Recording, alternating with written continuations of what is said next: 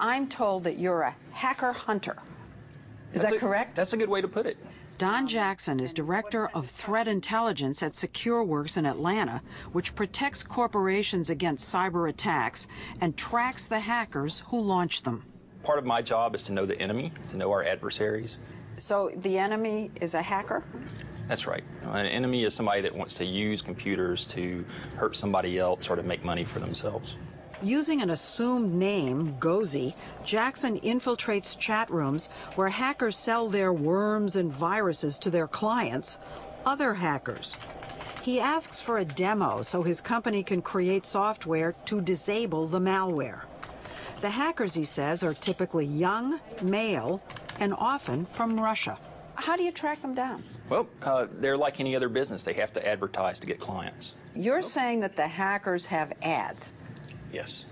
On the internet? On the internet, publicly available. No. Unfortunately, they're all too easy to find. On websites like this one.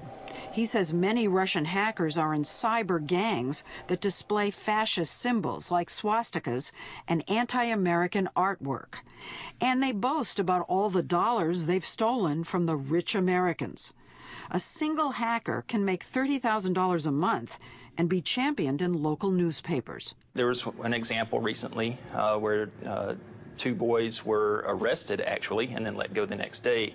But the article in the newspaper wasn't that they were arrested and that they had committed a crime, but saying, look at our two local boys made good. They've cheated some greedy Westerners out of so much money. They're heroes. They are. Russian authorities tend to look the other way, which explains why members of the cyber gangs have no fear. They even show their faces on the internet. These are the kids who are hacking in to our computers and taking our money. These little boys here? He goes by the handle Tempest. This is Tempest. He's now working full-time in this operation? Yes. At 14. That's right. So he can't legally drive a car, and he can't join the army, but he can hack into banks and siphon money out. It's not known who's behind the computer worm Conficker, whether it's a gang of Russian hackers or some solitary evil genius. This worm is wily. It keeps mutating. Security software companies have been kept very busy. You're locked down, eh? But Conficker can jump over protections. While we were reporting this story in early March, we were stunned to learn that the wily worm had struck us right here at CBS News. People were having problems with their BlackBerries, their logons. Louis Pelez, a network engineer, says Conficker is so aggressive, it took technicians here 24/7 over 10 days to hunt down and quarantine the affected computers. Do you actually know where it started?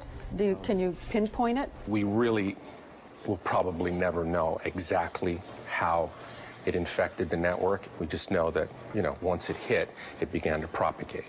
CBS News has now contained the infection, but Pelez says Conficker could still be hiding undetected somewhere within the network. Did you think CBS is safe? Was that in your head, we're safe, or did you think this could happen? No, I pretty much thought that we were, pretty solid.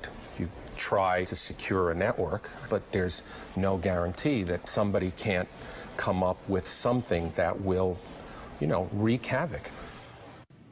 Conficker investigators have been talking about an April Fool's attack because in dissecting the worm, they can see it's been programmed to receive new instructions on April 1st. But nobody knows if the instructions will be benign or something that could disrupt the entire internet.